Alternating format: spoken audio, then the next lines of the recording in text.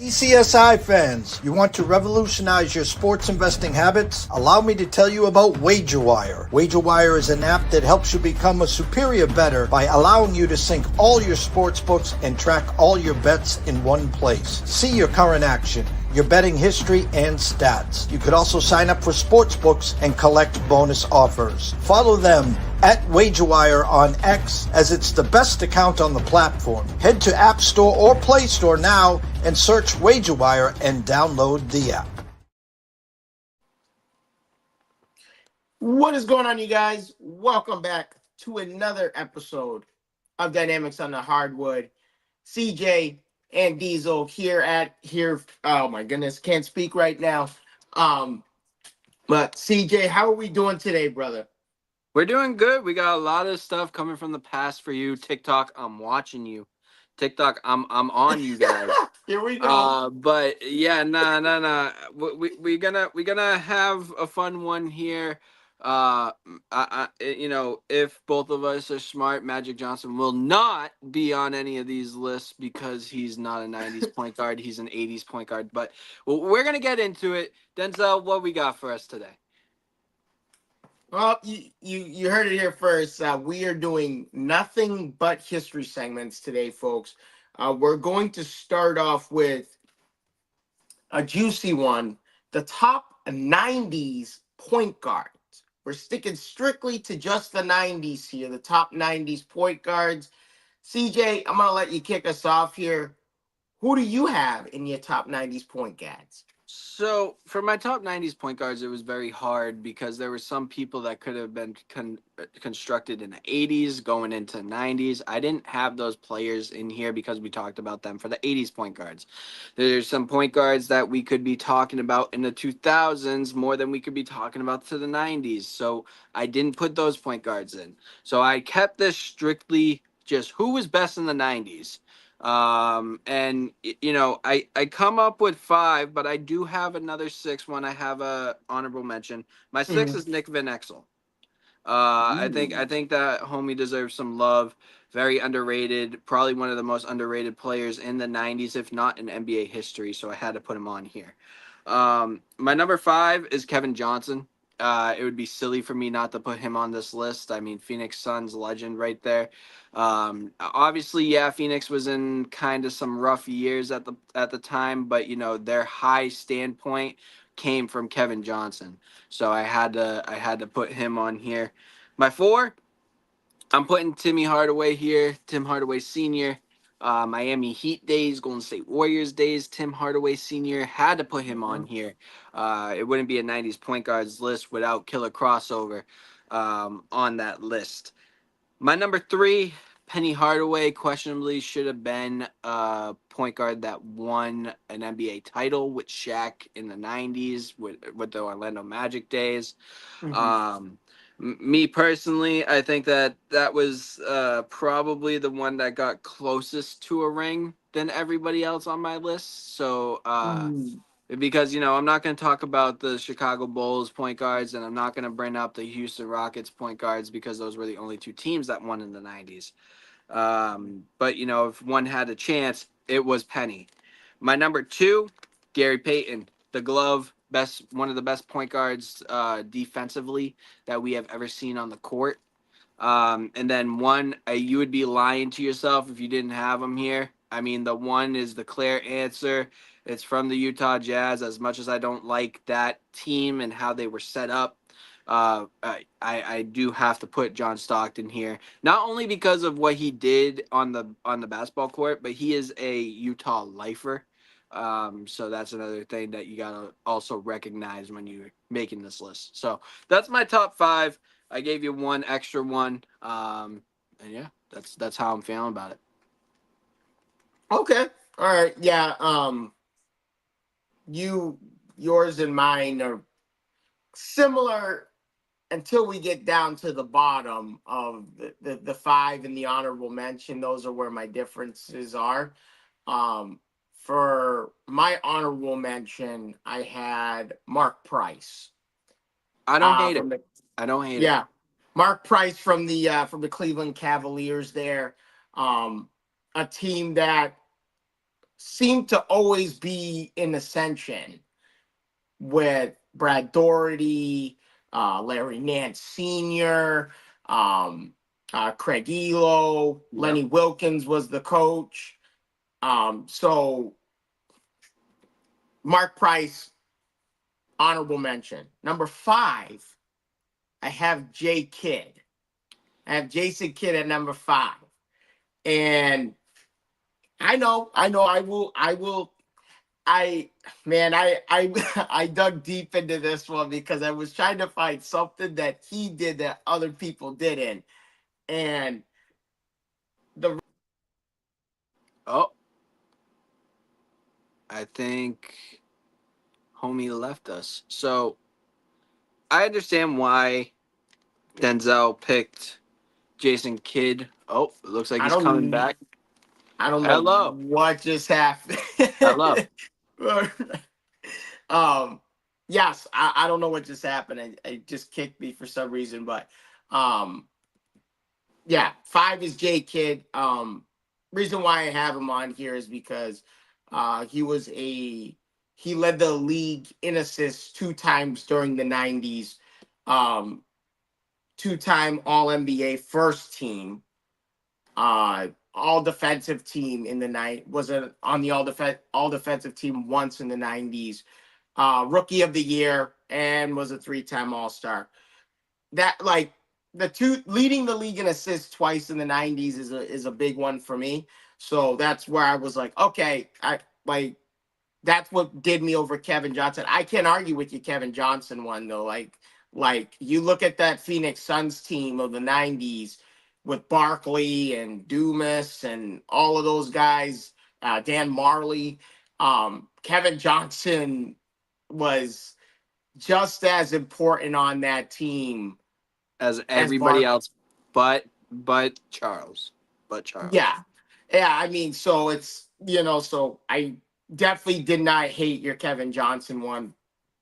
Um, 4, Tim Hardaway Sr. I mean, you cannot talk about Run TMC, Mitch Richmond, Chris Mullen, Tim Hardaway Sr. You can't talk of you can't talk about Tim Hardaway Sr. without that team. Um, Honestly, that my double. favorite point guard on this list is Tim Hardaway Sr. I was gonna say, I think he's my favorite point guard on this list too. Like the double crossover, that quick double crossover. I mean, Mean. get people. He would leave people in the dust with that crossover. So I had to put him on the. He's definitely number 4. 3, Penny. Like you said, um, arguably, I arguably, I wouldn't say fully arguably, but definitely the closest one to winning a title on this list for sure. Um, at least when we're talking in pertaining to the 90s, yes. Because Just I'm if sorry, John Stockton and Gary Payton were not beating Michael Jordan and Scottie Pippen. It was not happening. It was not no, happening. no. Not Listen, even a we chance. I'm like, listen, we've seen this movie before.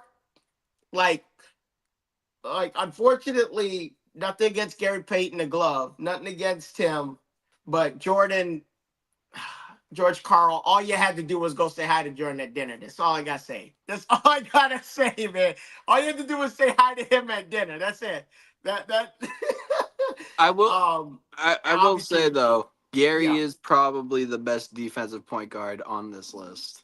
Oh, absolutely. I mean, we're talking about a defensive player of the year. Before Marcus Smart, Gary Payton was the guard before him in 96 to win defensive player of the year. This is a guy who's led the league in steals. Uh he was 7-time first team all defense in the 90s. Mm-hmm. 7. Like 7 times. 5-time all-star. I could go on and on with Gary Payton and his stats, but obviously Gary Payton's number 2, and then obviously number 1, the all-time assist leader. John Stockton. Like we would have to be absolute imbeciles to not put our 1, 2, 3 as those three. Like we Yep. would have to be so dumb. Well, I don't know about the 1, 2, 3. Definitely the 1, 2. Because I mean, I wouldn't have been mad if you said Tim Hardaway over Penny. fair. I'll give you that one. I'll give you that one because, um, I know Penny was so short lived.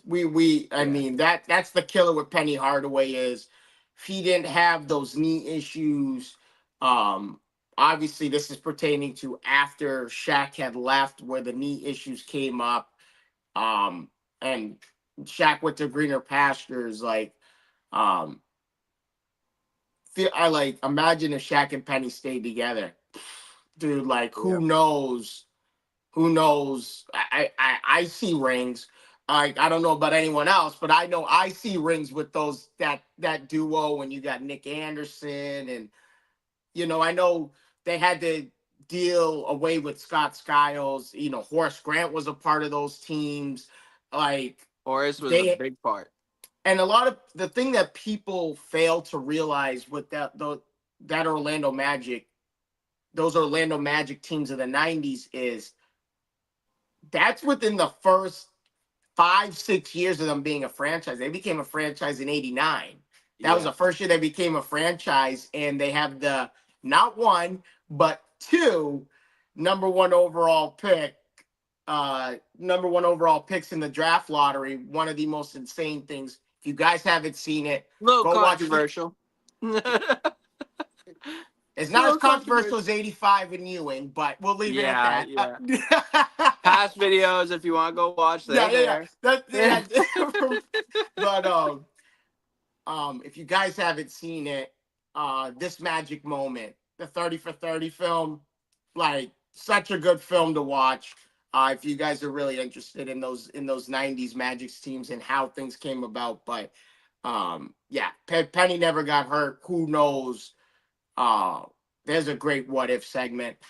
Who knows how many championships they would have won before the turn of the century in the '90s there. Who knows? And there's no doubt in my mind they would have met up against Jordan year after year after year. It wouldn't have been the Pacers. It wouldn't have been the Charlotte Hornets. It wouldn't have been any of these teams. I think it would have been Orlando and Chicago, at least up and through the Last Dance, at least. Yeah. But for sure, I mean, we could throw other names in here. I was That just were, about to say, throw Muggsy Bogues' name up in here. oh my gosh, dude, Muggsy, like you cannot.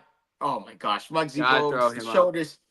shortest player in NBA history, 5'3". 5'3". Yeah. Yeah, 5'3". and dude was a dog. Like this guy, like But what I I'm not mean, gonna do is I'm not gonna throw Jason Kidd in here like you. And there's a oh, reason. There's a reason for that. There's a reason for that. For future reference, there's a reason. fair enough. Fair enough. I'll give you that. um, yeah, I mean, you got Muggsy Bogues. The Nick Van Exel one I thought was an excellent pull. That was an excellent pull. Nick Van Exel One of the most is underrated players of all time. absolutely, and another point guard I thought of was Kenny Anderson. Kenny Anderson's another player. Now, granted, Not top yes, he, 5 though. yeah, definitely not top five. But when we're looking at honorable mentions and I mean, if you're guys, gonna throw Kenny in here, you have to throw Pax in here. I mean, you have John Paxson, Mark Ron Jackson, Harper. Ron John, Harper. yeah, and Harper. Mark Jackson's another one from the Pacers. I mean, so there's plenty of the point guards were really good in the '90s. I mean, when I was looking at this, I looked at the '80s and compared the '80s to the '90s, and I went, "Woof!" I was like, "Man, I like the '90s. Like, nothing against Magic, nothing against Isaiah Thomas and these guys, but it's like you look at some of these '90s point guards, and you're like, Well, the we, competition was different. yeah, competition was different. I mean, Because the competition was flustered with Michael Jordan and the shooting guards. there was no better shooting guard. The same way that there was no better point guard than Magic Johnson. So in the '80s, you knew who the best point guard was. In the '90s, there was a few people that could have taken it. You know what I mean? And we're Mhm. gonna see that as we transition into later years too, with the Right. 2000s and 2010s and now. Yeah. But with '80s, you knew who the best was. You know what I mean? It Oh, wasn't even a question. You know. yeah, absolutely. And Back in. for all the people that think that I'm hating on Magic Johnson, listen, Magic Johnson is not a true point guard. He is an anomaly. He is a 6'9" forward that could play the point guard position. That's not a true point guard for everybody that, you know, just got to clear up the air. Yeah. Oh, I mean, no, absolutely. I mean, yeah, I 100% agree with you on that. Like, Magic is an anomaly. Like, you tell me Like there's not anyone another else, Magic. There's not another Magic. like, you tell me No someone matter else who you put. who's like that. Like Like, the closest thing that like the closest thing that we could get to Magic Johnson is like a LeBron where he's a point forward. But like it's not even comparable. Like Magic is in his own separate lane. And I agree with everybody that says Magic Johnson is the best point guard of all time. I understand it. yeah. But when it comes down to it, he is here. He's in the left lane. Everybody else is in the right lane. Like there's a true point Hmm. guard, there's a true point guard, and then there's anomalies, and he's here. You know what I mean? Hmm. He is the best point guard of all time. I'm not saying that. But when it comes to true point guard, he's not a true point guard. He's a forward. Yeah, absolutely. Absolutely. And so, um, yeah, I mean, you guys let us know in the comment section of what you guys think of our list, and if there's anyone else on the list that we possibly could have missed. But I think we got it covered for the most part in terms of. I threw out a name that nobody else is on ESPN or anybody's throwing out there, so I think I hit it on the dot, and I think you did too with Mark Price as your honorable mention. I I really mean, did. just for people who don't know who Mark Price is, let me put it into context this way. Mark Price shot 48% from three in his second year in the NBA. For starters. Second, Mark Price is responsible for being top three all time in free throw percentage, 90.4%. So Yeah. that just gives you an idea of how much of a sharpshooter this guy was. And so, yeah, I couldn't leave Mark Price out of it because like we could easily be sitting here and talking about, oh, Mark Price's game could translate in today's NBA. The way they shoot the three and the way he shot the three. I mean, yes, he's ahead of his time in terms of the three ball was not even close to being the way it was shot then as it is now. But, you could easily go, could Mark Price thrive in today's NBA Hey, with the way? those Cleveland Cavaliers teams gave the early Jordan years problems. Oh, yeah. Problems. And like, and I mean, you guys go look back at some of the history stuff. There's seasons where that Cleveland team, Price, Doherty, and those guys, they beat Jordan's Bulls 6-0. 6-0. They played divisional games back in the day were 6 games. It's not today's NBA where it's 4 games against your divisional opponents. They played them 6 times. They beat them 6-0. And But you know, let's not push it because we do know who won in the playoffs. That's all that yeah, counts. we know. We know. We know. Like, listen, we Throwing know because throwing his hand in the air, bro. That was that was that was that series. yeah, yeah. Sorry, Lenny, but you made a mistake putting Elo on Jordan. Sorry, just throwing Yeah. that out there. But yeah, like we said, let us know in the comment section of what you guys think. But we're going to transition into our next segment here real quick, and that is the top 5 lefties in NBA history. Top 5 lefties of all time. CJ, I'm going to let you take the floor here. Well, I'm gonna start at 6 again. I have an honorable mention. Okay. This list would not be this list without him. I really do think that he is one of the first lefties that we have Mhm. seen that can shoot the rock the way that he could. I'm gonna go Gail Goodrich.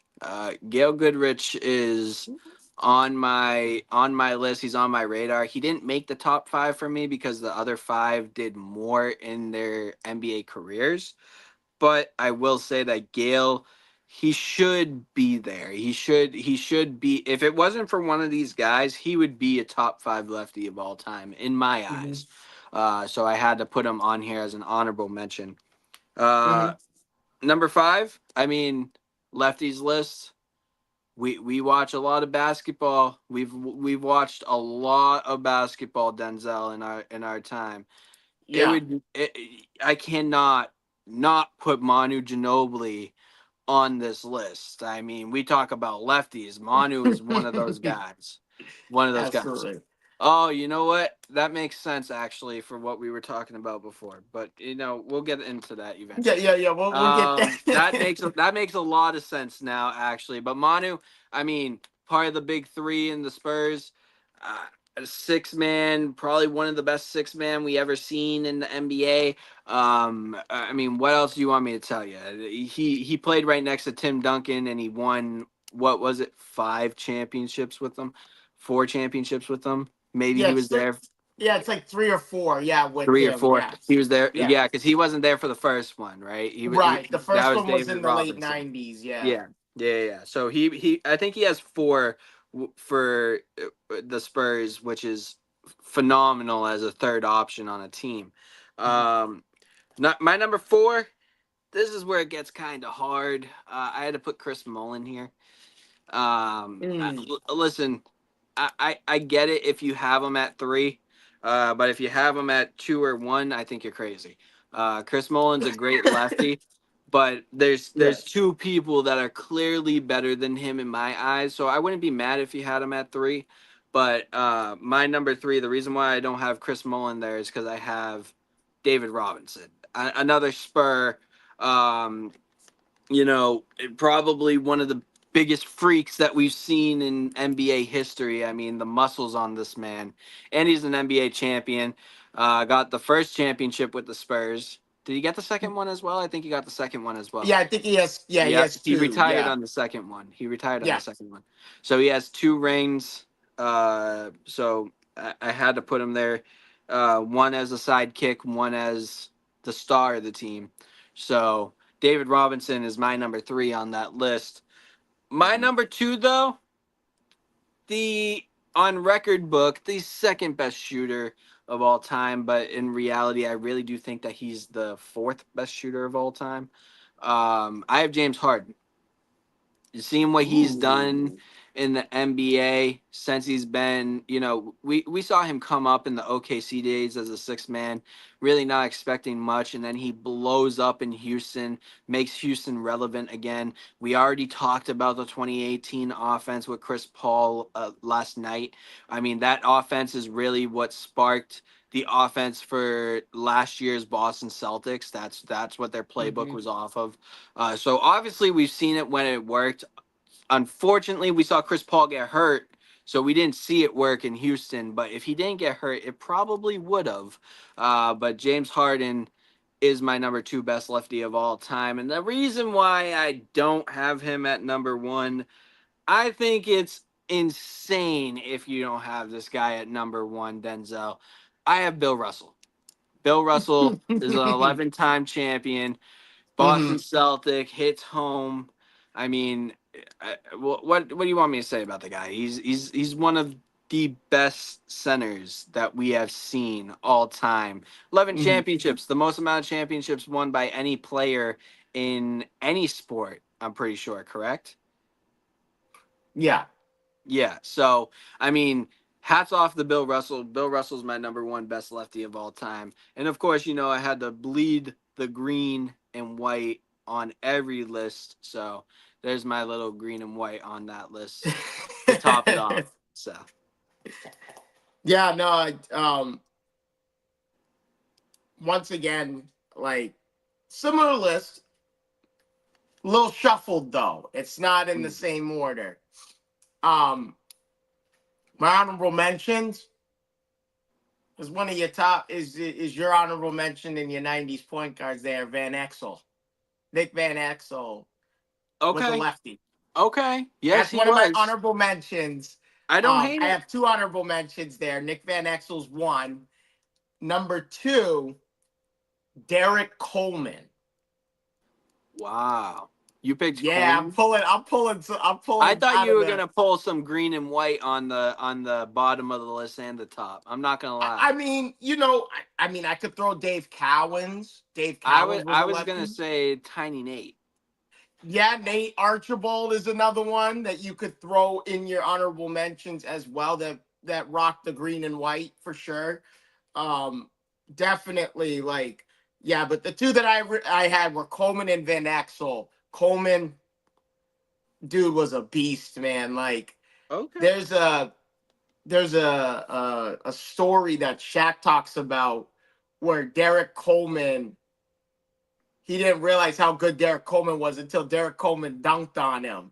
And like I'm telling you, it's a really funny story. If you guys haven't seen it, you guys gotta watch it. But Derek Coleman is a guy who just physical and a guy that I think that his game could translate to today. The guy could hit the mid-range J, was very mobile, agile, could dribble the ball up the floor, like, and I mean huge. I mean, we're talking 6'10, 6'11, and he's like 270. Like this guy is a freak of nature.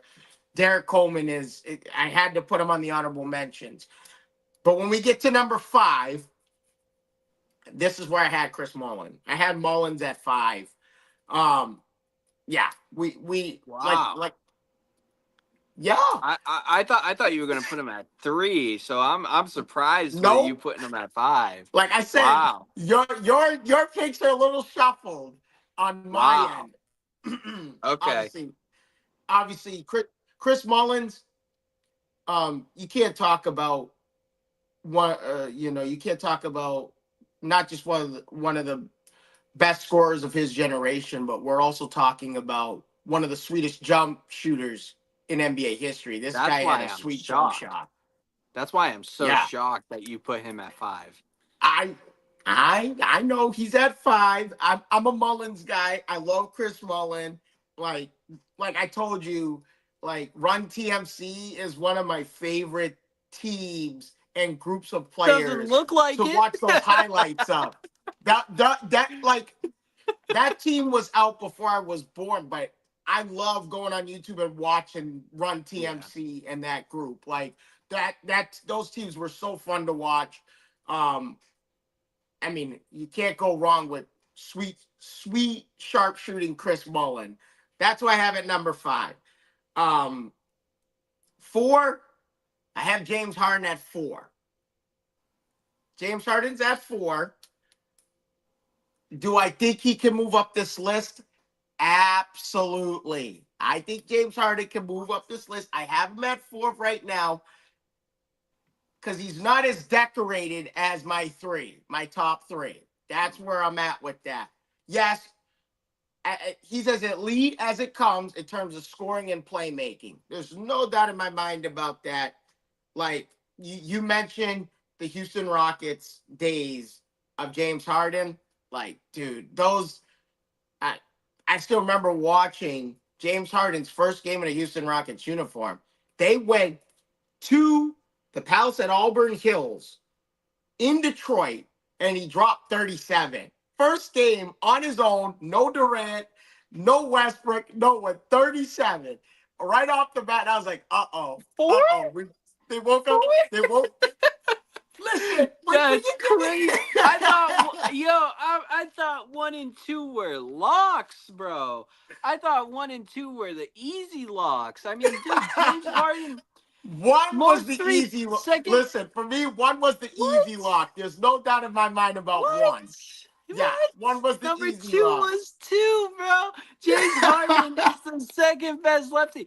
If it wasn't for Steph Curry, he would have the most amount of 3-pointers made as an NBA player. I don't disagree with that. I don't disagree with anything you're saying. I Homie's an think MVP. I agree. I agree with all of this stuff you're saying. Like I said at the beginning, when I said four, when I said he's number four, I believe that he can move up this list. There's no doubt I in my mind. I don't think he's gonna. I think he could be. a 3 or a 2 by the end of his career. Like Bro, I I struggle with know. putting players that have a finished career over players that still have something left to prove. I I know struggle with that. I know damn well I'm not the only one that just got jaw dropped by that. I know I'm not. I Listen, know I'm not. listen. Only at Dynamics on the Hardwood can you Yo, get jaw Dynamics on the drop. Hardwood followers, bro. I need your help right here, bro. You guys gotta come at Denzel for this. This is insane. He, the It's other not all people that on your insane. list, the other people on your list, they have a thing that James Harden doesn't. But God, do they have an MVP? Come on, man. Do they have an Like, MVP? Do they are they the best player on their team? is James? You're gonna tell me is James Harden the best player on this Clippers team right now? Arguably, yes, because we haven't seen Kawhi play. I mean, As of right now, yes, he is. We've only seen Kawhi give you that 18 to 20 points a night, and that's it. yo, tell me who's more consistent.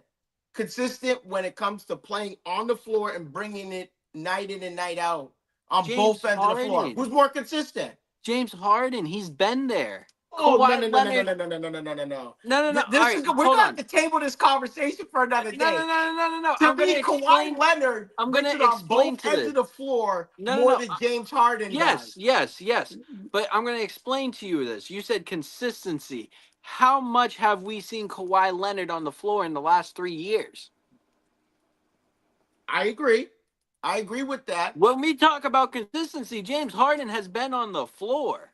He might have not played well at times, but he's been on the floor playing. I mean, I struggle with Trust me, I'm a being Kawhi a guy. roller coaster ride than being great all the time when you're available to play. Yes, but it depends how available you are. If you're going to pull a Grant Hill and be the best player on your team and not be there for 3 years, hell, what are you there for? Trust me, I'm a Kawhi Leonard guy. But when it comes down to it, right now, the star on the team is clearly James Harden because he's the one that's on the floor. Now, if I mean, Kawhi's playing, that's a different story. If Kawhi's playing, it's clearly Kawhi.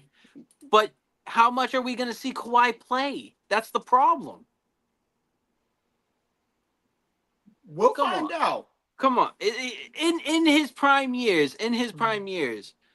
I'm sorry, you could even talk about, best Houston Rockets players of all time.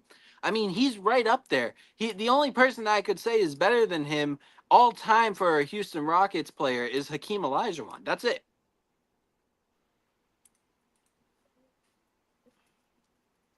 Because I'm not taking T-Mac over him. Not James Harden in the Houston days compared to T-Mac in the Houston days. I'm not taking Yao over him. I'm not taking old Dikembe Mutombo over him. I'm not taking Steve Francis over him. James Harden is the second best player that we have seen on a Houston Rockets team. Are the other players that you're about to name a top 3 player on their teams, on their franchise teams of all time? I don't think so. Well, Maybe so much one of for them. getting through my list. Maybe one of them. But all right, continue. That I So thought. much for Sorry. getting through my list. Hey, so I just had to blow that one up. I'm sorry. He's on the list. That's what matters. He's on the list. But Like I'm like he's like the lock at number 2, man. Come on. I'm just I'm not even gonna continue down this rabbit trail because I could name you a mother load of people that I would put over James Harden. I could name you a mother load of people. As a I'm not lefty? gonna go there right now, but As a I'm telling lefty? you, like Wait, are we talking about players or are we talking about lefty? Because if you're talking about lefties, you're crazy. no, we're talking. I'm still talking lefties. I'm still talking lefties because to me, the 3 players that I put up here not only have won a ring, but they showed up on the biggest stage at the right time. Yeah, but Tell you me, got to understand. name me the year that James Harden showed up. Name me the year that he showed up. Because I haven't 2018. seen 1 year where he showed up in any of these playoff series. 2018. The only reason why they didn't make it is because Chris Paul got hurt. So that tells you who was more important in the Central ended up winning. That's all I gotta say there. James Harden didn't show up when they needed him to show up in Game 7. But that's all I gotta say there. Out of the next three people that you have on your list, right? How many of them were was the first option on their team? 2. 1. 2. Arguably 2. Before Tim Duncan days, David Robinson was number 1. Yeah, but when Tim Duncan came along is when they started winning rings. Okay, so be it. But I could care less about that. The point is, David Robinson at one point in time in his career was the number 1 option. Yes, Tim Duncan 100%. Came along, and that transcended the whole entire. Like, now you have a Twin Tower look.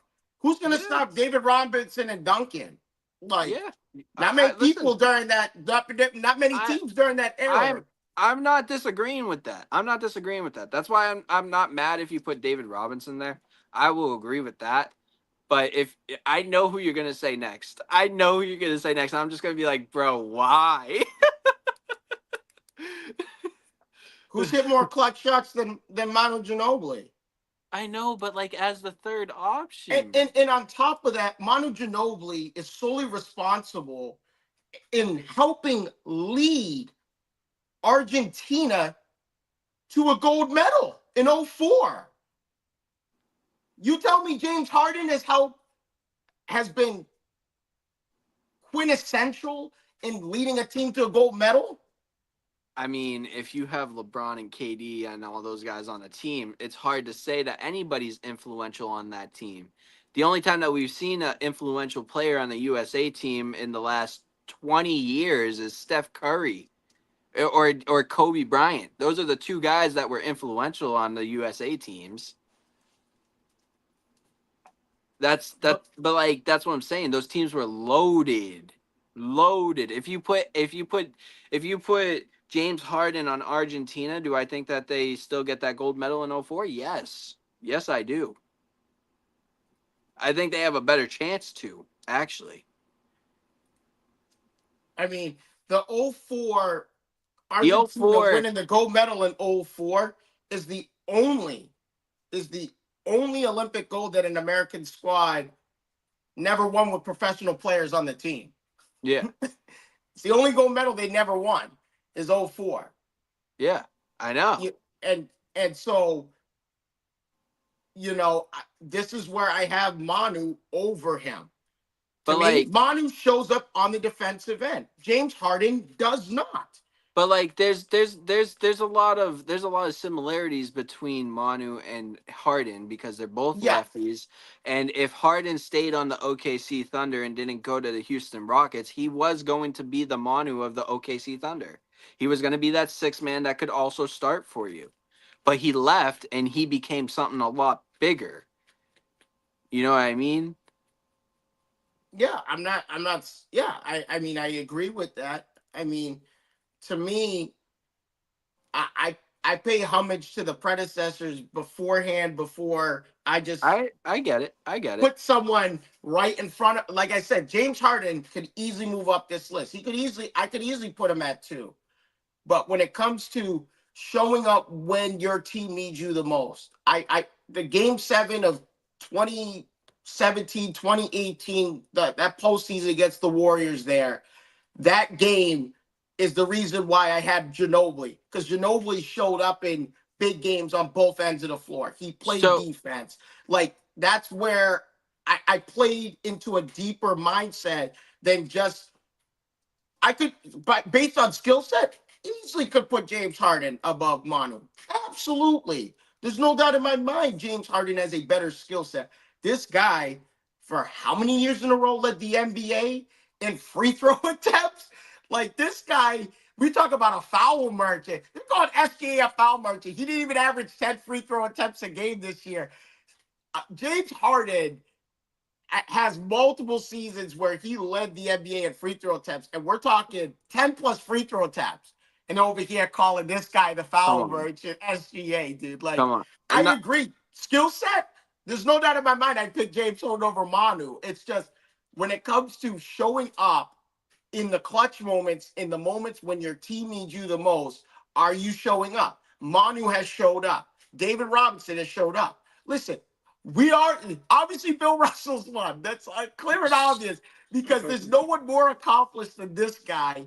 And he's like the founding father and argue pretty much the most important and most accomplished player in NBA history is Bill Russell. And that's where I that's have why I him said at 1 and 2 are locks. That's why I said 1 and 2 are locks because one yeah. is clear. It's Yeah, clear. it's It's not even a way too question. obvious who one Yeah. is. Yeah.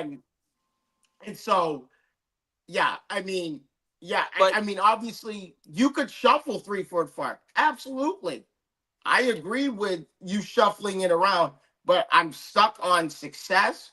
I'm stuck on influence.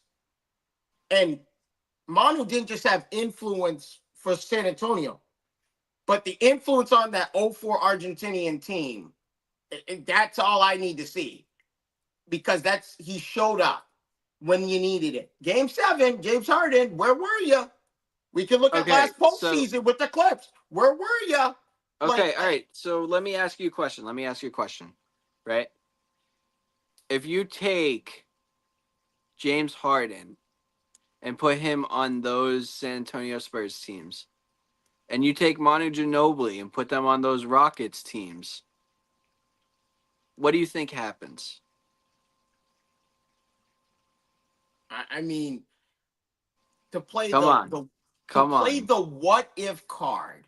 Hey, I know it's a bunch of what ifs, but I'm just saying if you switch the roles, if you put James Harden on those Spurs I'm teams, telling you right now, Greg Popovich is going to make James Harden play some defense.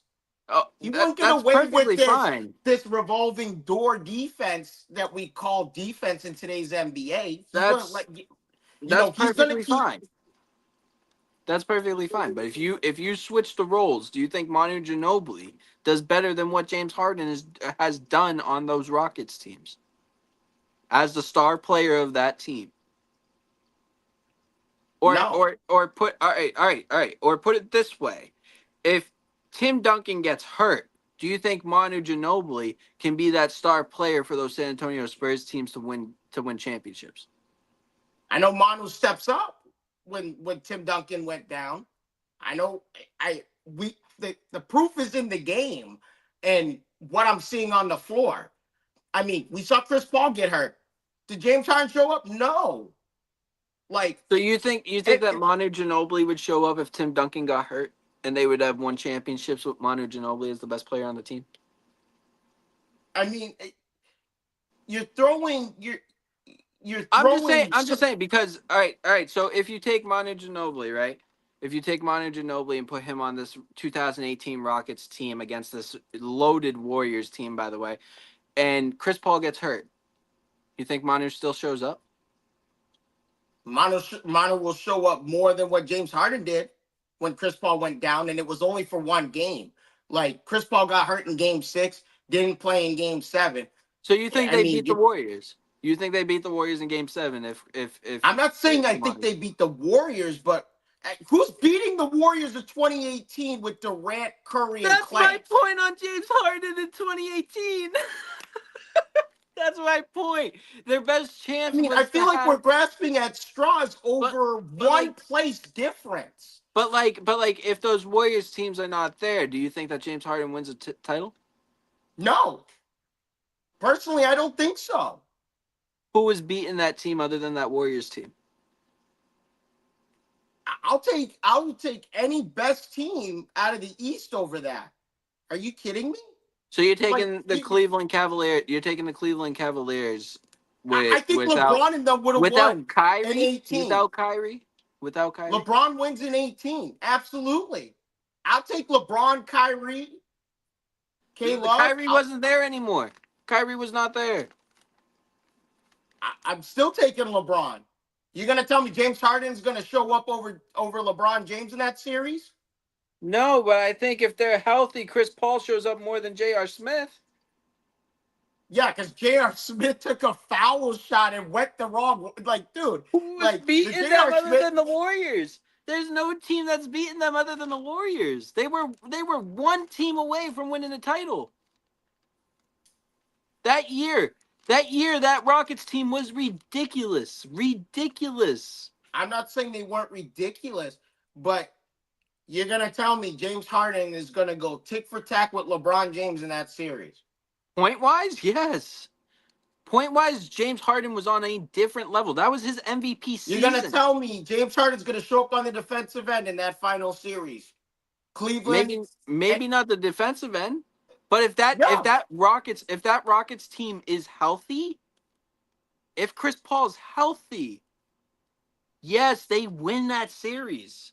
They win that series. They win the Golden State series if Chris I Paul is there. They didn't I have beg a you. they didn't I have they didn't have a clue what to do on Chris Paul because they were doubling Harden. And Chris Paul was left wide open, and that's the reason why it worked till game 7. Chris I'm Paul was telling you. so influential in that team, and I give Chris Paul a lot of hate. But those Rockets teams, if they were healthy, man, they were winning a title.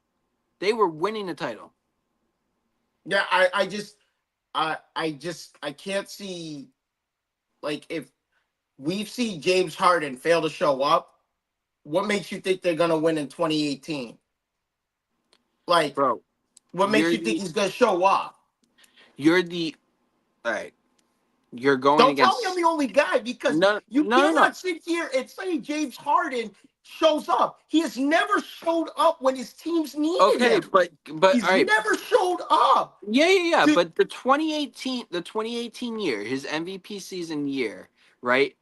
They were double teaming him the whole series. The whole series. And that's why Chris Paul was so influential, because he could go out and he could give you the same amount of buckets that James Harden could give you, or give you assists that other point guards couldn't give you. Hence why I say, going back to the true point guard thing, Chris Paul's the best true point guard that we've ever seen in basketball. But what I'm saying is if Chris Paul was there and they're double teaming Harden, you give the ball to the best true point guard in NBA history and let him work his magic that frees up James Harden a little bit so he's not double teamed the full series. Without Chris Paul there, yeah, it's easy to beat the team. Just double team James Harden. It's done. It's done. And mind you, they were going against 3 of the best players that were in that position. Right next to James Harden in the shooting guard position was Klay Thompson. He was the second best shooting guard in the league at the time. Steph Curry was the best point guard in the league, and Kevin Durant at the time arguably was the best small forward in the league because he was giving LeBron the works in those years. I'm just saying. If you have James Harden and Chris Paul on that team at the same time, they're beating the Warriors, and then they're going to go off and beat the Cleveland Cavaliers.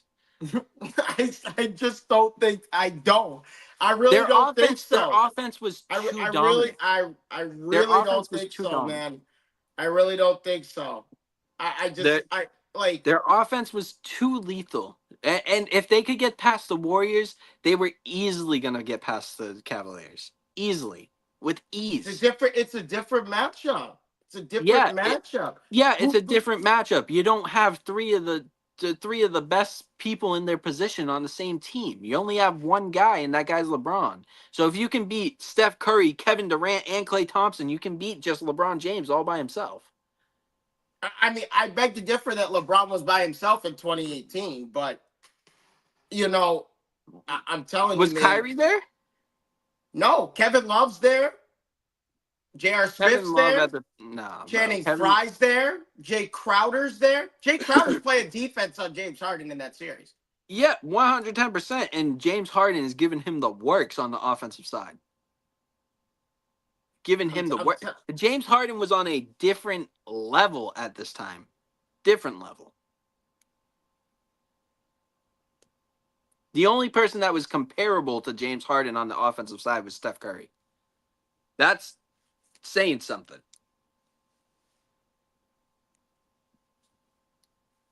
Yeah, I just don't. But You would anyways, have thought. rabbit Yeah. trail of the day. Continue your list. No, the list is over, man. You've derailed everything I tried to say. So much for me saying anything at any point in time in this show. Like, man, I couldn't get my list out for 5 seconds without a rebuttal. That was crazy to me. I'm sorry. Like, what's crazy to me is I let you talk. You didn't let me talk. That's what's crazy to me. Oh my gosh, dude. All right. Yeah. With that being said, we're gonna go into a quick break here because we clearly need a break right now. We clearly need a break right now. Here is an ad from one of our sponsors, Atlanta Seafoods and Steaks. Welcome to Good Food. At Atlanta Steaks and Seafood, you'll find the highest quality meats from a variety of delicious cuts, tomahawks, salmon fillets, ribeyes, and plenty more to choose from. With an easy-to-use mobile-friendly website, selecting your pick of meat is made quick and easy. And don't forget, worrying about your dinner is a thing of the past. Check out some of the amazing subscription packages that Atlanta Steaks and Seafood has to offer. Fresh steak and seafood straight to your door. Order online at atlantasteaksandseafood.com. And that is our sponsor, Atlanta Steaks and Seafood. Go give Terry Smith a shout out on Facebook there. And then go take off onto their website, Atlanta Seafood and Steaks.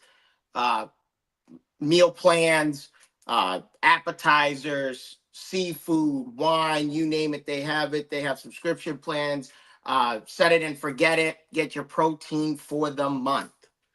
With that being said, we're going to move into our last segment of the night here, which is international icons. And there's a lot to unpack on this one. So, CJ, I'm going to let you start us off here. Who do you have as your top international icons? Okay, so before we get into this, I want to say this is what they did internationally. This is not what they did on an NBA floor. So that I want to, when we talk about international icons, I'm not talking about a international guy that came to the NBA and did great in the NBA. No, I'm talking about what they did on an international stage. And my number 4, I have 4 guys here. My 4 is honorable mention. I have Yao Ming. Yao Ming on in China was just as good as what we saw him in the NBA. I mean, he was really the market for Chinese basketball players. Everybody admired him. So I had to put him on here, especially for what he did for the NBA by coming over to the NBA and coming over to the States and, doing what he did. But, when it comes to gameplay, Yao Ming has to be looked at and studied because he is a generational freak. I mean, the guy is phenomenal. So my number 3 here, I'm going to give you a player nowadays. I'm going to give you Luka Doncic. Luka, I mean, he was in the pros at 16 years old, if I'm correct, right? He actually turned pro at the age of 13. Oh, 13. That's even better. 13 years old. Better, yeah. But he was in the finals at 16, correct? Yeah. Over there? Mm-hmm. He was, yeah. So, I mean, Luka, if you see him in the NBA, just imagine him times 10, and that's what you get on the international stage. He is the LeBron James over there. He is the guy that everybody looks at over there. He is the guy. The standard is Luka over in the international stage. My number 2, the reason why I'm putting him on here, and the only reason why that he's not number 1 is because of one guy that I think should be on everybody's list when they talk about international icons. But my number 2 is Arvydas Sabonis. His prime was on the international stage, and he was so good in his prime that they brought him over in his veteran years to the NBA. And we saw how good he was in his veteran years. Imagine what we could have saw if he came over in his prime to the NBA. I mean, he was really Jokic before Jokic. Or another good one to put out there is he kind of plays like a similarity between Jokic and his son DeMontis. He was a rebounding monster, a guy that could give you a nice assist that you're not expecting from a big man, and a guy that can go out and get you an easy bucket every once in a while. So, I mean, like I said, he came in the NBA. How old was he when he came in the NBA? It had to be late 30s, right? Yeah, he was in his mid-30s when he Yeah. first came over to the league. Yeah. Yeah, and he was on Portland, Mhm. and he was giving Shaq problems in his mid 30s, bro. Imagine what we could have seen if he came here at the age of 27, 28, and played in Portland those days. I mean, it would have been scary. It would have been scary. And then my number one, I think that everybody should have him on a list. I really hope that you put him on this list, Denzel. I have Starberry. Stephon Marbury. Listen, he is. If you talk about Chinese basketball league or China basketball, whatever you want to call it, Stephon Marbury is the Michael Jordan over there. He is the guy. He is loved by everybody in sight. Everybody wants his autograph. Everybody's following him. Everybody, you know what I mean? He is, when it comes to China, he is the guy to be looked at. So, I mean, and who can blame him? I mean, we talk about the 90s and 2000s point guards for next time. Uh, from what we've seen from him, I, who can hate on a guy like Stephon Marbury? He is one of the most lethal point guards in China basketball that we've seen, and he started over in the States and went over to international, and he had his better years in the international stage. So that's another thing to also be looked at. So that's my list for international icons. This one was kind of hard, but Yeah. because there were a lot of names that we could have put on this. I know a lot of people are going to be like, "Oh, you don't have the Greek Freak. What are you doing?" Well, the Greek Freak played better basketball when he was over here in the States, so that's the reason why I don't have him on this list. But you know, it was definitely a hard list once you looked at it. But you know, Yeah. once you got into the nitty gritty, it was between maybe 8 players, and you picked 3 or 4 of them. So these were the 4 guys that I went with. Yeah. Yeah. This. And talk about pulling out some names, man. There were some names on this list that was like, oof, because like I wanted to, it's so easy to pick Jokic and Giannis and those guys. It's so easy to pick those guys, but you're like, wait, we're not on an NBA floor. I How almost put important? Wemby on this list. I Yeah, almost did. Wembanyama. Yeah, you could have easily have added him into this list as well. We're talking about international stage and what they've done internationally, not what they've done here on an NBA floor. So I had I got some I had some names on here um that were like, wow, I completely forgot about some of these guys.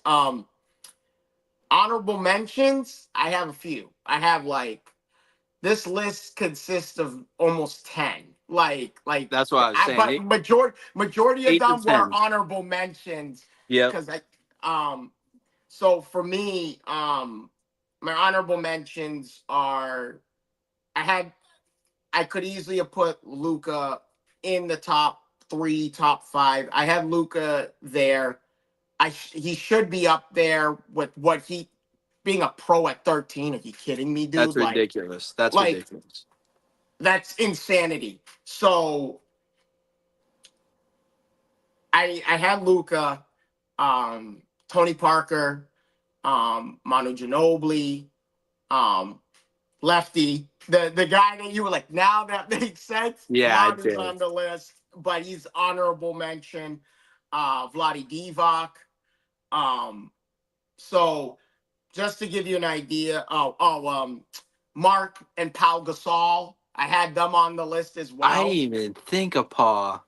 Mark and Pau Gasol both played in the Euro Leagues. So they I were forgot on, all about that. yeah. So the Gasol brothers were definitely on this list as well on my end. So you got you got those players. He's on my list. We don't have to have controversy like the last list. Marbury is number 3. I have Marbury at 3. All right. When I looked at his international play, I was like, how can we not talk about Marbury in international play? Yes, he played for the Chinese league, but let me phrase something for people who don't know much about the Chinese basketball league. You can go to the Chinese basketball league and make similar money than when you play in the NBA. You can make exactly almost the same amount of money as you do in EuroLeague or in the CBA. They're offering monster contracts for players who don't make it in the NBA to play over there. Mm-hmm. So just to get that out of the way there, Marbury averaged pretty much 20 points a game for his career in the college in the Chinese basketball league. And we're talking, he was in the Chinese league from what was that? The end of his career was what? 2011 in the NBA. So 2011, 2012 was that first year. I think he went till 2017, 2018. We're talking like 7-8 seasons after. And I want to just say it's crazy that we're talking about an NBA league that didn't have a guy like Stephon Marbury in it. So Yeah, I wanted to put that out there. No, I absolutely 100% agree with you on this, bro. Like, yeah, like you have to put Marbury on there because, and this brings me back to when I grew up playing travel team ball. I had pairs of Stephon Marbury kicks, the Starberry kicks. I used to wear those to my games, dude. I had his Nets jersey. Yeah, man, I'm telling you, bro. Like, one of the first jerseys I ever had. Absolutely. So number 3, Marbury. Like, no doubt in my mind. And actually, I'll say Marbury 4. Let me do that because I could easily do 4 more guys after Marbury. But so anyways, 4 is Marbury. Number 3, I had Sabonis. I had Arvydas Sabonis. To think the NBA didn't get his prime years. I still like I couldn't even imagine what he would do in the NBA in his prime years. And he was in the later half of his career. We're talking 34 and older in the latter half of his career when he came over to the NBA. And he was giving everyone the business. Like he was dominant in the late stage of his career. He was giving Shaq the works. That's crazy to think about. I'm telling y'all got to start watching the tape, man. I'm telling you, there's some tape with Sabonis and Shaq. Woo. It's crazy to think about. Yeah, unbelievable stats. So number 3, I have Sabonis. Number 2, man, I struggled with this. Number 2, I had he had a very impressive international career. Unfortunately, died young. Drazen Petrovic. Drazen Petrovic is I had to pull this name. Like, this is a guy who unfortunately died young in a tragic car accident at the age of 28. But this is if this guy played, like if he lived to this day, you could easily put him as one of the greatest shooters internationally all time. Like he's one of the greatest shooters in NBA history right now. Exactly. And for that short window of time is even I crazier. I But know. this is a guy who's won a World Cup gold medal with Croatia. This is a guy who's won a Eurobasket gold medal. He's won Eurobasket and World Cup MVP. And he's won 2 EuroLeague titles. So Drazen Petrovic, when you talk about international players, there's not a day that goes through my mind where I'm like, man, what if Drazen was still alive today, man? Like, what would his career numbers look like? Like, that's been my what if with Drazen Petrovic. So number 2, I have Drazen Petrovic. Yes, I should put Yao Ming on this list. Yao Ming was in my honorable mentions.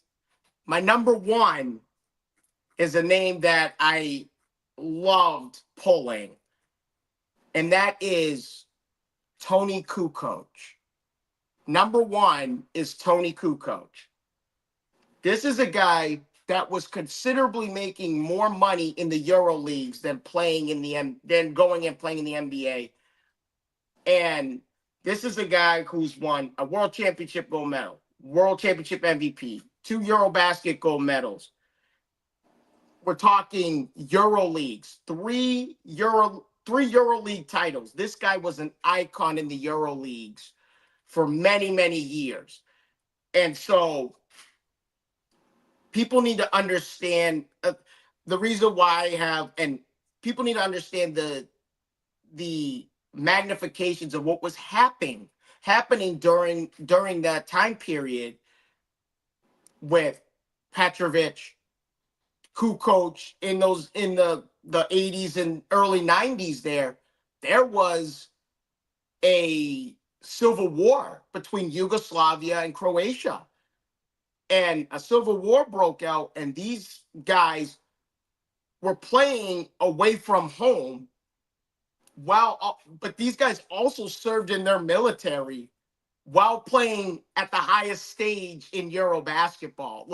So the hardships that Tony Kukoc went through to be one of the, yes, I agree. I know you shook your head on Kukoc because Yao Ming should easily be one. No, I'm not saying that. I wasn't saying it like that. I wasn't disagreeing with you.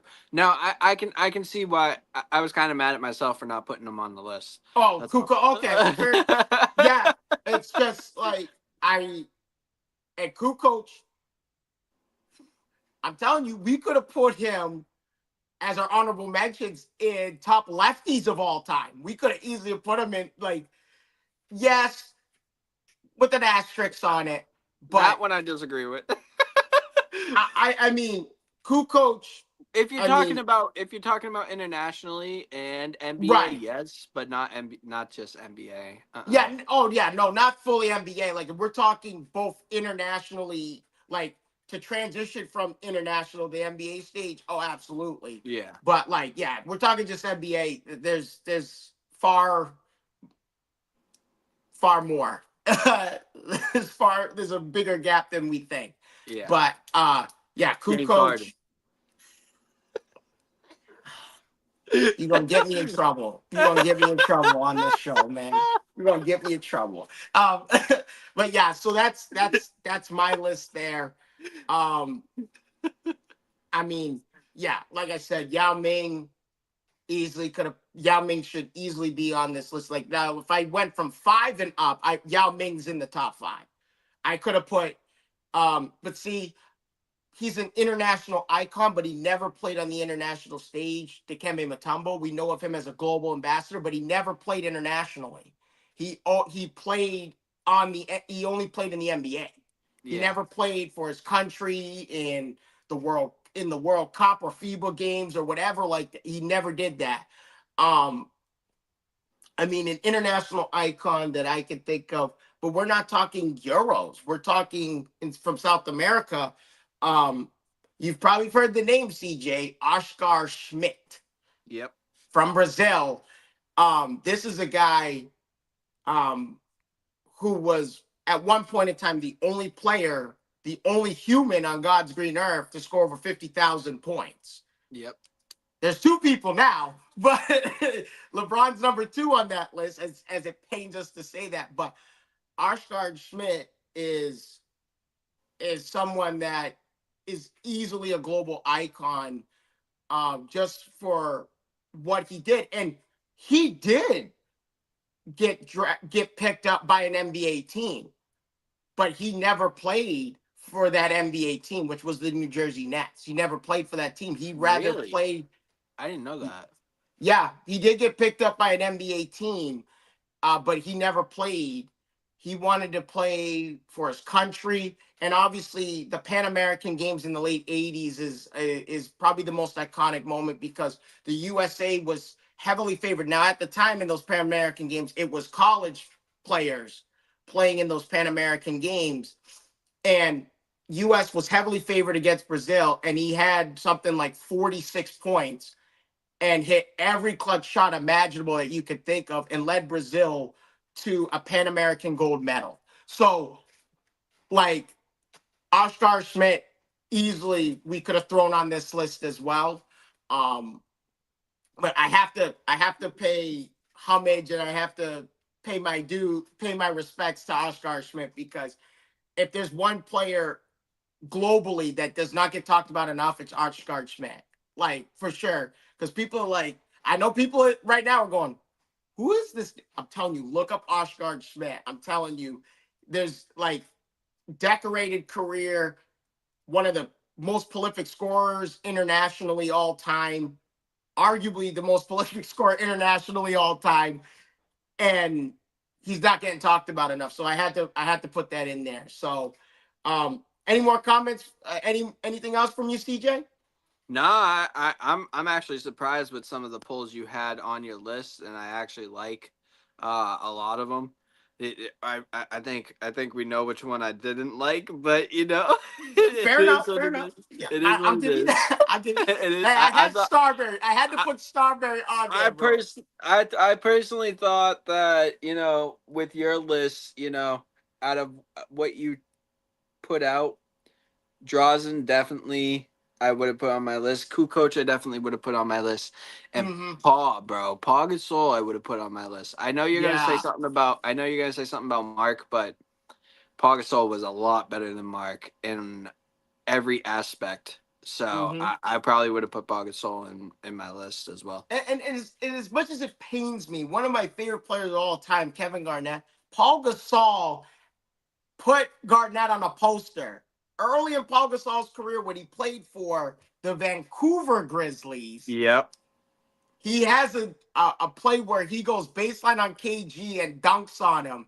And, like, that's all you need to know about Paul Gasol. You know what's funny about that is when Paul Gasol was playing for Vancouver, they were asking him who they should pick up. And he was saying, pick up my brother Mark. And they ended up picking up Mark, but they had to trade Paul to get him. Right. Oof. Wow. I'm going to be honest. I did not know that. I did not know that story personally. And he was like, you traded me for my brother, even though I told you should get my brother to play with me? Jeez, imagine the Gasol brothers being together on the Grizzlies. That would have been crazy. With Jason Williams, bro? In the grit and grind years. Oof. Zach Randolph. Oh, dude. I can't. There's another one.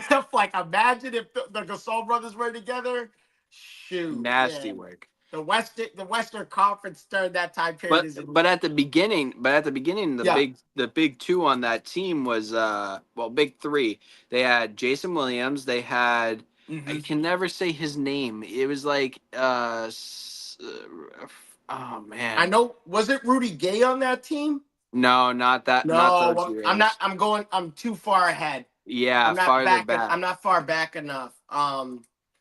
It was a weird name. Raheem. Oh, first name began with an S. Raheem Sharif or something like that. Yeah, I know who you, dude. That guy. And if was a they had dog. both of the Gasol brothers, bro, Vancouver might still be around today. I'm not gonna lie. Shoot, man, I'm telling you. And who knows? I know the NBA is constantly looking at trying to expand. Who knows what's in the And then pipeline? and then after that, they would have had OJ Mayo, Rudy Gay, and the Gasol brothers, and then that would have transitioned Mm-hmm. into Mike Conley, Tony Allen, Zach Randolph, and the Gasol brothers. Mm-hmm. There's at least two rings there.